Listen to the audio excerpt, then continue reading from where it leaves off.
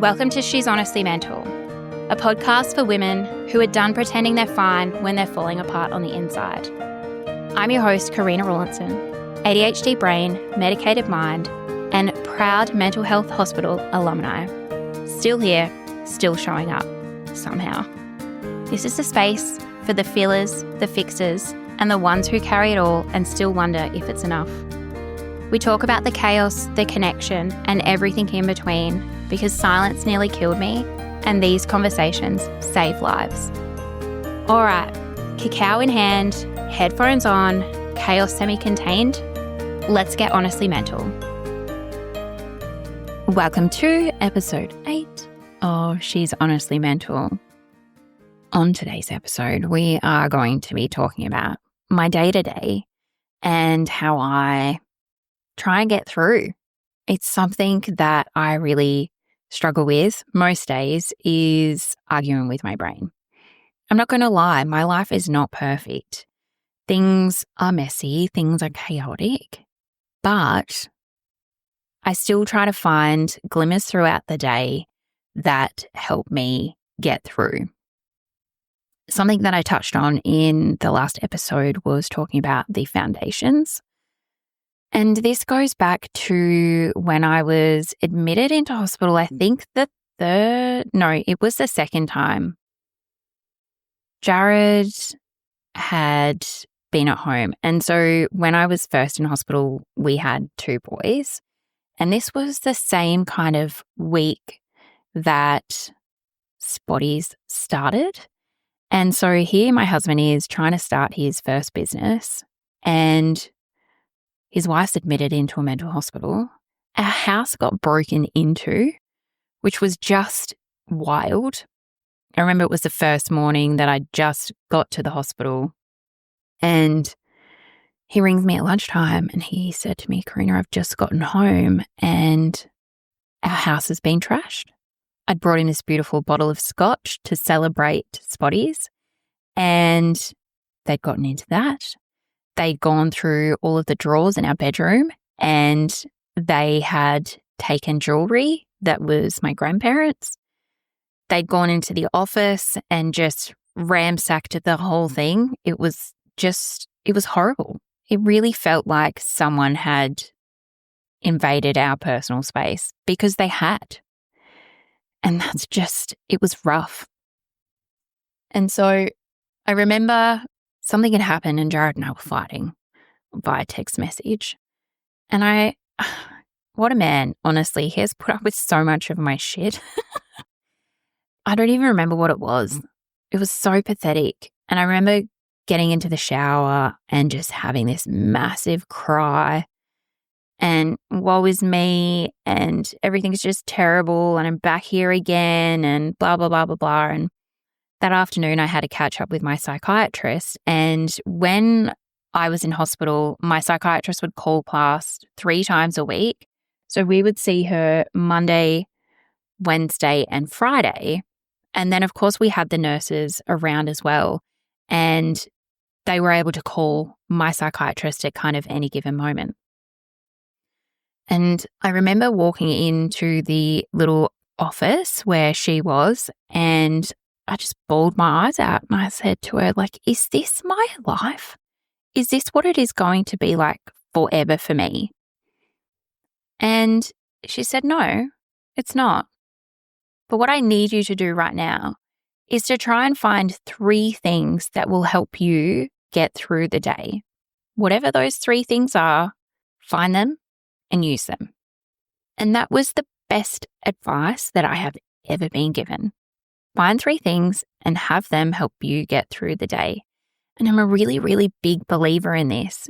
This is why I love seeing kids these days with noise-cancelling headphones on and fidget things and those kind of things, because if that's what they need to cope with the world that is so loud, then cool. Who cares? I don't. I think it's amazing that we've been able to really get these tools that we can. And so that was the beginning of my foundation, is being able to find ways for me to cope throughout the day.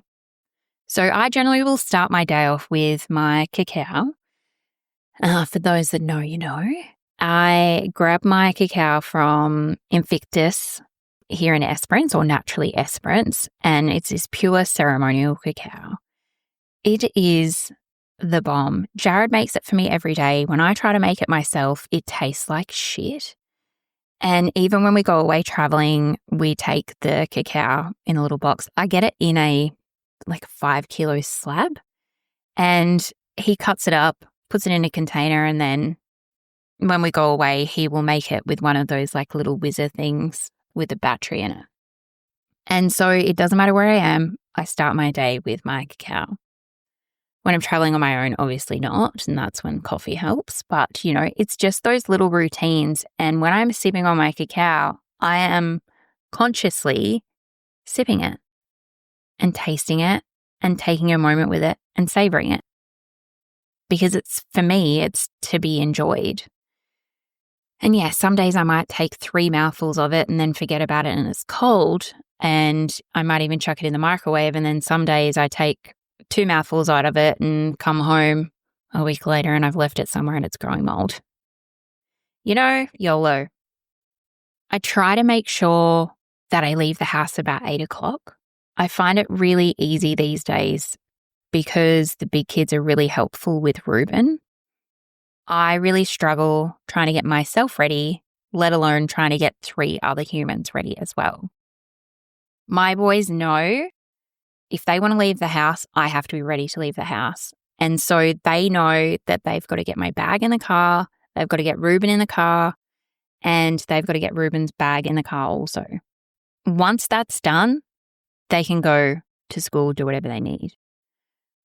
For me, though, I still have so much guilt around this kind of stuff because I want the boys to have freedom, but I also worry that sometimes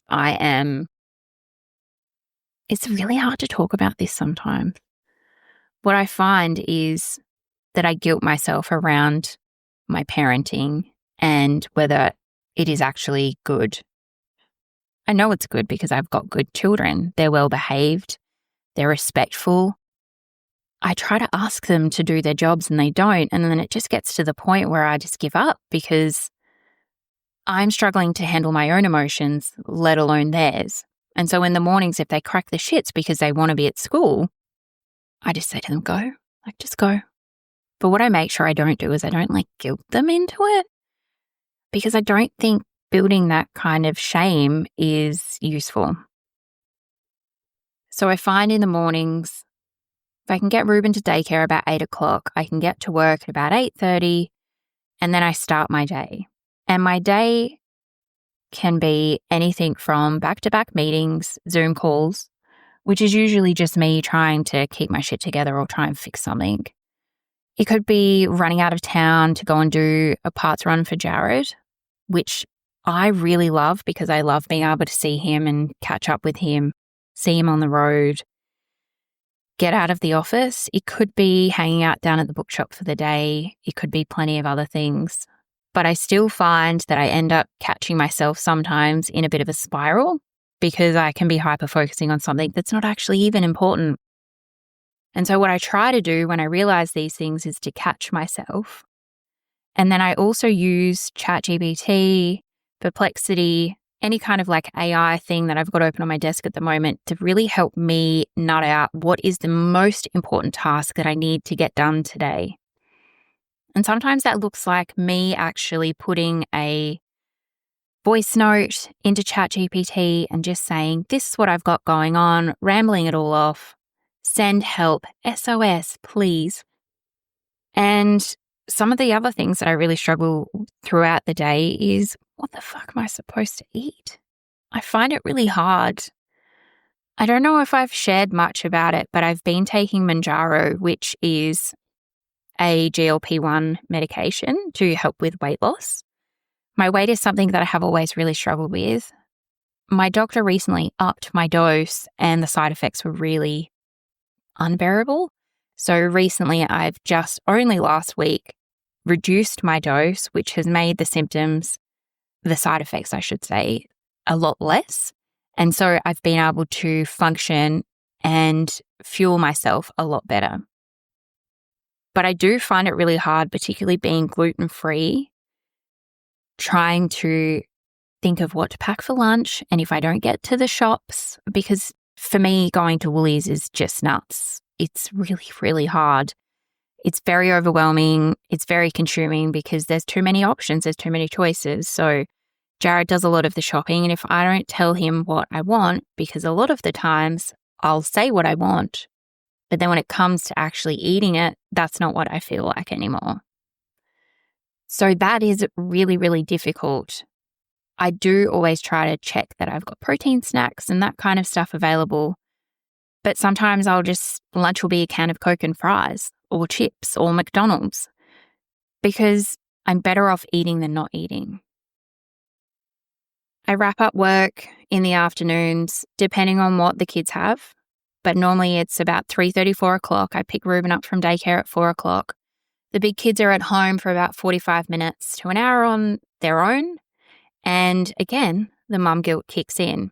I'm pretty fortunate though, because we live in a bit of a loop, I suppose you could call it, where we've got lots of different parents that we're very close with, living in the same area. So the kids, we literally have a Facebook Messenger group called Where Are Our Children? And it's as quick as sending a quick message on there, hey, can my boys be sent home? That one of the 6 families that live in the street will send the boys home. So it makes it really, really handy. Then obviously when I get home, I really then struggle with what the fuck am I going to feed the kids for dinner? And in particular, if Jared's home late, which often he tries to leave early and then get home early so that he can help, I don't cook because I find it really overwhelming. So I hope that there's food in the freezer or that my mother-in-law has cooked something or that I can hold the kids out until Jared gets home at about 5:36. It works most of the time, but sometimes again, I then end up spiraling because I feel like a really shit mom because I haven't had dinner together, I haven't eaten properly, and all of these things kind of compound. But I know when Jared gets home, everything's okay. Except sometimes I'm extra shitty and he's got to deal with my crankiness. But I suppose this comes a lot down to this systemic generational trauma of the women are supposed to have it all together. And that's where the guilt comes from.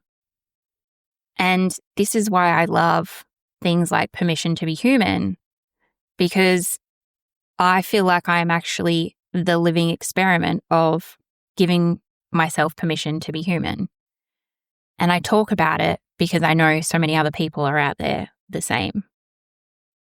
I've talked about this before, and it's this bullshit which is called the perfect mother, or well, actually, what is it called? The perfect mother myth? The perfect woman myth? Something like that. It is this myth that it's some bullshit fictional story that we are supposed to have it all together. Be the perfect wife, be the perfect mum. What the fuck is this perfect bullshit? I don't know what perfect is. There is an idea, but it is somewhere someone decided that we should be keeping up with the Joneses and that you should be Martha Stewart and Marie Kondo your house and all of this crap. It's just this expectation that people are trying to push on us, and it is not real. That kind of behavior, that shame spiraling, those unasked for pieces of advice, that is the stories that are slowly killing us. It's those shame cycles. It's cultural. It's generational. It is just a weight that is burning women out. And I say, no more freedom.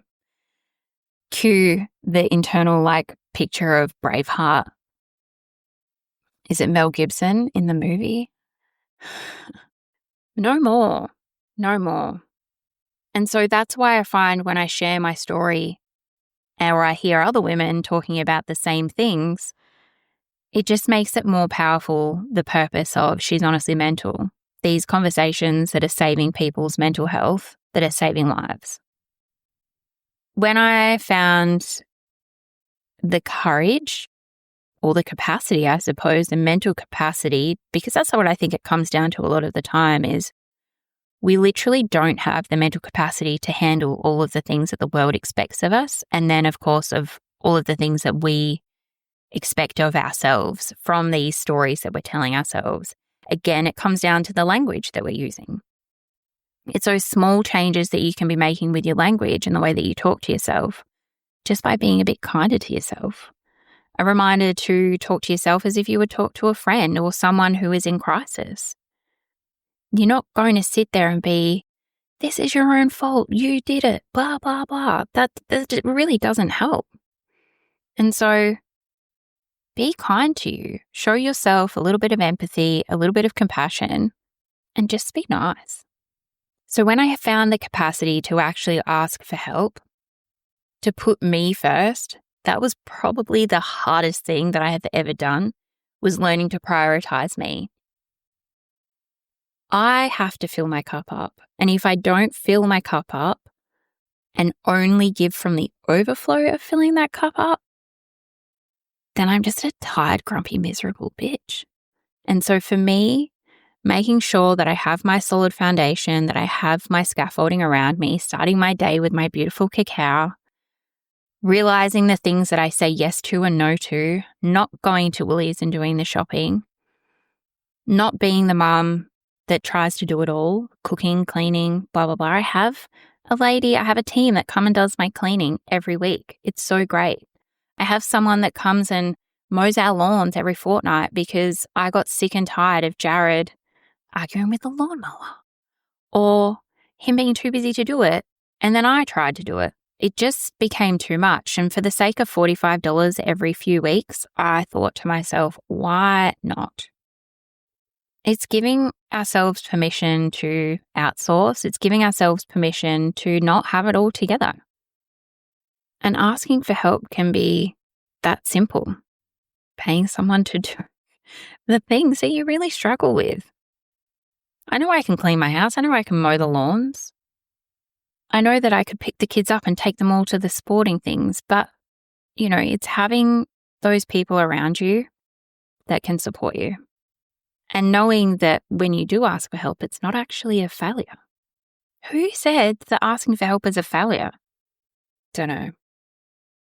There's plenty of ways throughout the day when I know that I very easily, back in the past, would have landed myself in a shame spiral. More often than not, everything ended in a shame spiral. And I think that's when I realized that the shame spirals were more than me living. I suppose the shame spirals were stronger and more frequent than me being able to find a little bit of positivity, finding a little glimmer, a little piece of hope. I think that's when the good is more than the bad, is when you need a space to be able to just be. And I think this is why I found being in a mental hospital so incredibly powerful, because it was a place where I got to just be, to be me, to not have to look after anyone, to be able to be held. And that was a really powerful moment because I also knew that everyone at home was fine. They were able to survive. They didn't need me. As much as they loved me and as much as they wanted me to be around, they were able to survive without me. And I think that's a really important point, is that as much as you feel that people truly need you need yourself first. You don't need to perform for people when performing for people literally pours everything out of your cup and you're just giving yourself away. And I know that's what I was doing. And it is really funny how relationships have changed for me since I've stopped pretending that I'm fine. Since I've openly say to people, hey, I'm actually really struggling with XYZ. For example, this morning, one of my friends, I saw something on Facebook and I sent it to her and I said, this is what really fucks me off. Like, I don't know where I stand with this stuff. And then I reread the post and I said to her, oh, this isn't actually about me or the job that I'm trying to do. this is something else. Ugh, my brain spiraled. I actually said that to her. I was like, Mom, my brain, it's spiraled. It's okay. I'm all right. And I actually was all right once I realized that it's like being on a train station or on a train and your brain's just saying all of these bullshit stories to you. And it doesn't know how exactly what story is true and what story is not true. And sometimes you can say, hey, actually, I'm going to get off at this next station, and let that train full of your brain bullshit stories continue on without you. You can choose what story you want to lean into. And so this morning, after reading the post and then realizing what it was, I was then able to choose the different version of events other than the ones that I jumped to. So quick to jump to conclusions sometimes. Oh, and the other thing that I forgot to mention too is, for me, part of my scaffolding and my foundation is taking my medication. For me, taking the medication for my mental health is actually about quality of life. I know for me, when I take it, I'm able to function better. I can be a better person. I'm a lot kinder to myself.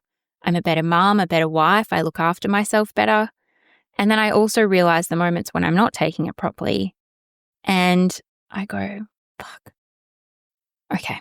All right. Just be more aware that because you haven't been taking your medication properly, that you're going to be a little bit more on edge and that you just need another moment to breathe. So yeah. Anyway, friends, if you want to join me, come and jump over in the messy middle, subscribe to the Chaos Letters, or ask about Permission to be Human, the new program that I'm currently running. Again, I still feel like a flog saying this stuff, but you know, I've got to put food on the table. Anyway, guys, have an amazing day, and I hope that you have been able to take away something from this episode. Thanks for hanging out with me on She's Honestly Mental. If today's episode cracked open something inside of you or gave you space to exhale, come say hi over at Instagram at She's Honestly Mental, or send this to someone who needs to hear that they're not alone. And if you haven't yet, hit that follow button so the next episode lands in your messy feed right where it belongs. Until next time, take care of your brain. You're not broken. You're just honestly mental. And all the best people are.